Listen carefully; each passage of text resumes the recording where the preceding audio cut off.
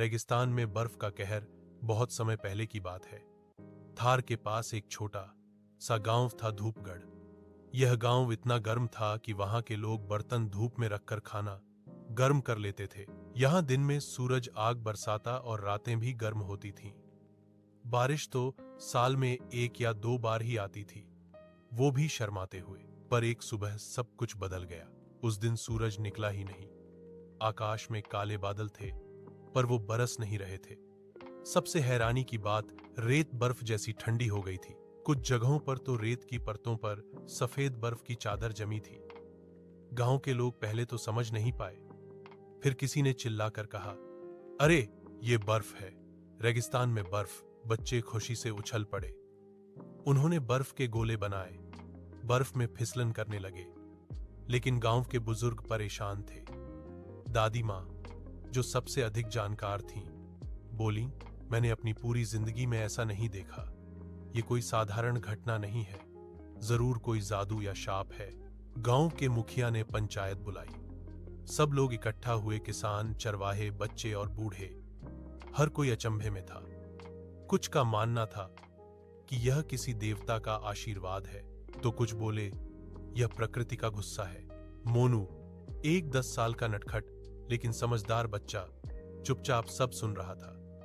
उसकी नजरें पास के पहाड़ों की तरफ थीं, जहां एक गुफा थी। वह सोचने लगा, क्या इस बर्फ का रहस्य उसी गुफा से जुड़ा है? उस रात मोनू ने कुछ तय कर लिया। मोनू और रहस्यमयी गुफा की ओर। उस रात धूपगढ़ गांव की गलियों में सन्नाटा छाया हुआ था। ठंडी हवा चल रही थी और हर कोई जल्दी सो गया था। लेकिन मोनू की आंखों में नींद नहीं थी। उसका मन बार बार उस रहस्यमयी गुफा की ओर खिंच रहा था। वो गुफा गांव से थोड़ी दूरी पर थी और कहा जाता था कि वहां सदियों से कोई नहीं गया।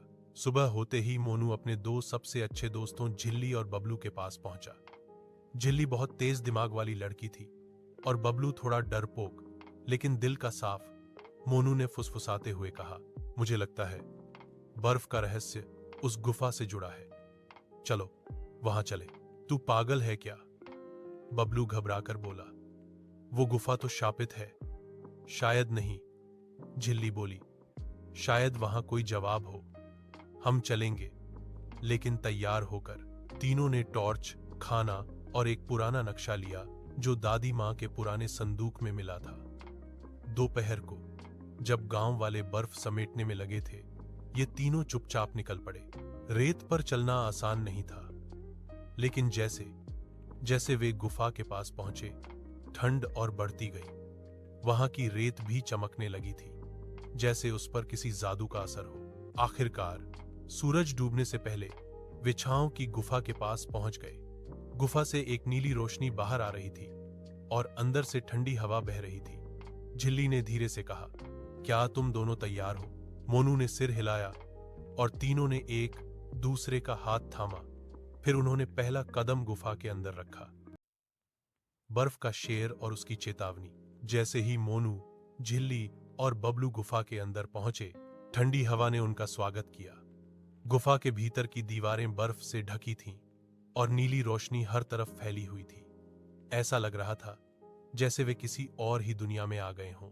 अचानक गुफा के सबसे अंदर वाले हिस्से से एक गूंजती हुई आवाज आई, कौन है जो मेरी नींद में खलल डाल रहे हैं? तीनों बच्चे डर के मारे एक दूसरे के पीछे छिप गए। तभी सामने से एक विशाल और चमचमाता बर्फ का शेर निकला। उसकी आंखें नीले पत्थर जैसी चमक रही थीं और हर सांस के साथ उसके मुंह से बर्फ निकल रही थी। तुम कौन हो?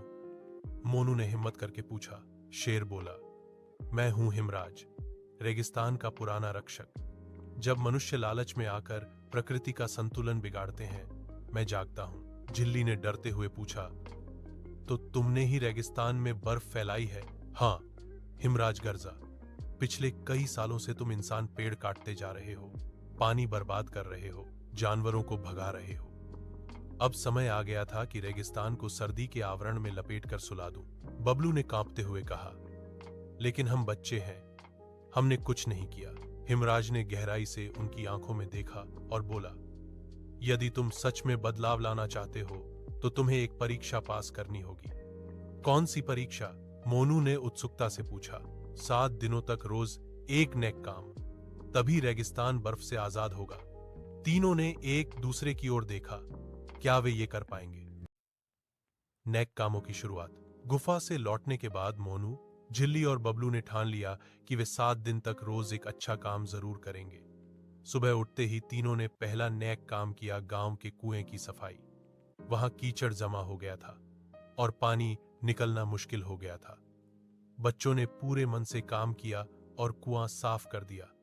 गांव वालों ने यह देखकर तालियां बजाईं। दूसरे दिन उन्होंने गांव के बाहर लगे सूखते पेड़ों को पानी दिया। बाल्टी भर भर कर वे रेत पर चलकर उन पेड़ों तक गए जिन्हें कोई देखता भी नहीं था। झिल्ली बोली, पेड़ हमें सांस देते हैं, अब हमारी बारी है उन्हें जिंदा रखने की। तीसरे दिन वे बिल्ली की जान बचाते बचाते खुद कीचड़ में गिर पड़े। गांव की बूढ़ी अम्मा की बिल्ली कुएं में गिर गई थी। मोनू ने रस्सी से नीचे जाकर उसे बचाया। अम्मा की आंखों में आंसू आ गए। उन्होंने कहा, तुम्हारी जैसी नई पीढ़ी से ही उम्मीद है। हर दिन के साथ कुछ न कुछ बदल रहा था। बर्फ की परतें धीरे धीरे पिघलने लगीं और धूप की हल्की किरणें रेत पर झलकने लगीं। गांव वाले भी अब बच्चों की देखा देखी अच्छा करने लगे थे। कोई अपने घर के सामने पेड़ लगा रहा था तो कोई पशुओं को चारा खिला रहा था। छठे दिन तक पूरा गांव बदल चुका था।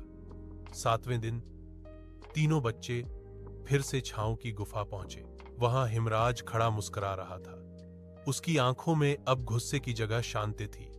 तुमने अपना वादा निभाया, उसने कहा। अब रेगिस्तान फिर से जागेगा। और अचानक एक तेज रोशनी फैली और सब कुछ बदल गया। कहानी का शीर्षक, रेगिस्तान में बर्फ का कहर, पुरस्कार और नए वादे। जैसे ही हिमराज ने कहा, अब रेगिस्तान फिर से जागेगा, वहां एक चमकीली रोशनी फैल गई। बर्फ धीरे धीरे पिघलने लगी, रेत की गर्माहट लौटने लगी। धूपगढ़ गांव फिर से अपने पुराने रंग में नहा उठा। बच्चे, बूढ़े, सभी ने राहत की सांस ली। हिमराज ने मोनू, झिल्ली और बबलू को अपनी बड़ी आंखों से देखा और बोला, तुम्हारे नेक कामों ने न केवल मुझे बल्कि पूरे प्रकृति को खुश कर दिया है। इसलिए मैं तुम्हें एक विशेष उपहार देता हूं। शेर की पूंछ ने हल्की चमक बिखेरी और तीनों बच्चों के हाथों में छोटे छोटे चमकीले पत्थर आ गए। ये पत्थर तुम्हें हमेशा सच्चाई, धैर्य और मेहनत का रास्ता दिखाएंगे। जब भी किसी मुश्किल में पड़ो, इन्हें पकड़ना। मैं तुमसे वादा करता हूं, मैं हमेशा तुम्हारे साथ रहूंगा। बच्चों ने पत्थर को गौर से देखा और एक दूसरे की तरफ मुस्कुराए। वे जानते थे कि यह उपहार सिर्फ एक चीज नहीं, बल्कि उनकी मेहनत और नेक नियत की पहचान है। गांव में फिर से खुशियां लौट आईं। लोग अब पर्यावरण का ध्यान रखने लगे, पेड़ लगाने लगे और जानवरों का ख्याल रखने लगे। मोनू, झिल्ली और बबलू भी अब गांव के छोटे छोटे नायक बन गए थे। शाम को जब सूरज ढल रहा था, बच्चे फिर से उस गुफा के पास गए। हिमराज ने आखिरी बार गुनगुनाते हुए कहा, याद रखना, प्रकृति के साथ दोस्ती रखना। मैं हमेशा तुम्हें देखता रहूंगा।